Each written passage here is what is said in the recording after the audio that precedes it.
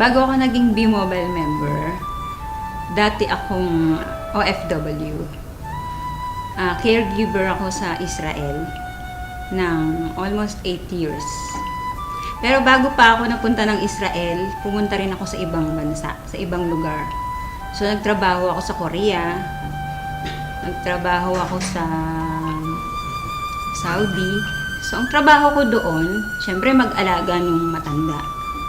Sana nanay ko yung inaalagaan ko, kasama ko, pero ibang lahi o ibang tao.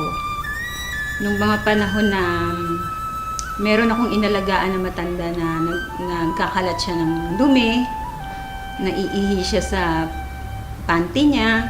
Minsan, pag pinapakain mo siya, pahirapan, yung mumurahin ka pa niya. Dahil akala niya pinipilit mo talaga siyang kumain. Pero syempre, bilang caregiver, kailangang ibigay mo sa kanya yon. So pagka minumura ko, ganun, naiiyak na lang ako kasi hindi mo naman siya pwedeng patulan. Caregiver ka nga eh. Naiisip ko yung parents ko.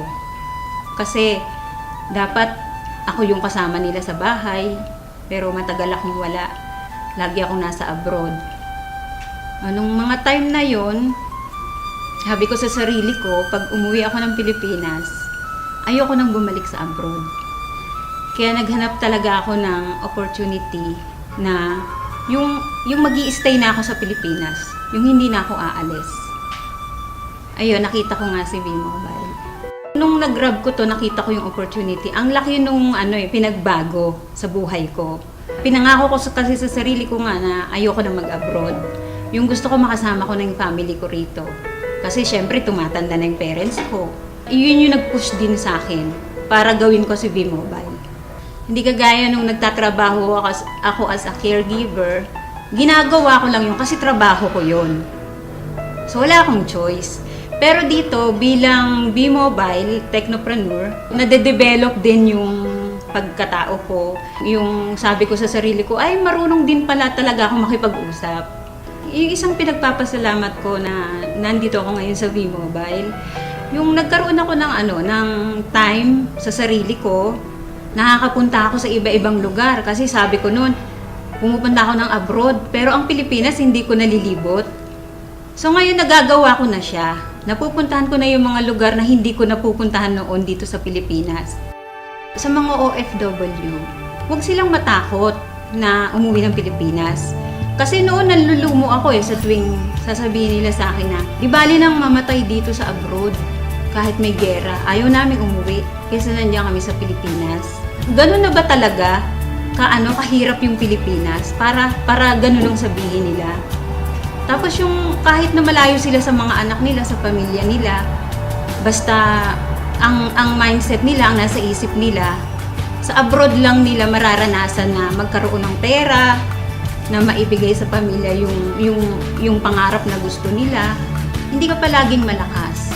Hindi ka palaging may trabaho dyan. Darating ang panahon, uuwi ka rin ng Pilipinas.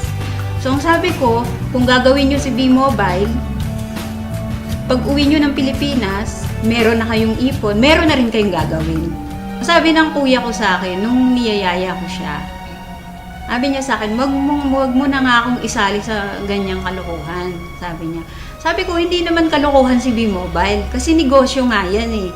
Pinapakita ko nga sa'yo na dito, maliit lang yung capital, tapos may malaking potential income, sabi ko sa kanya.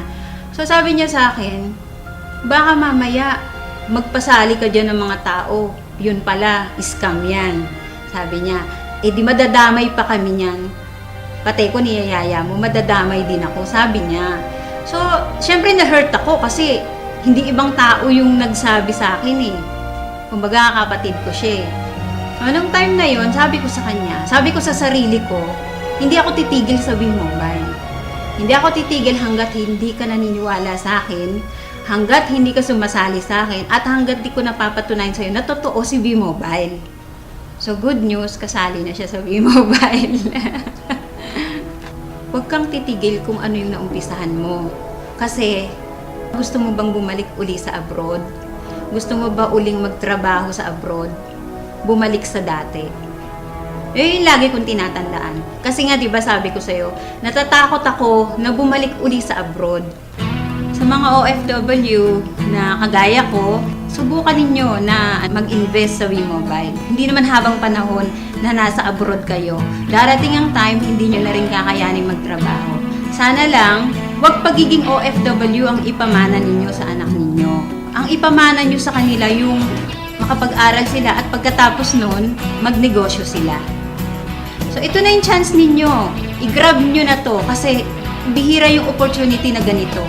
Na hindi lahat ng company na nasasalihan ninyo ay kagaya ng WeMobile.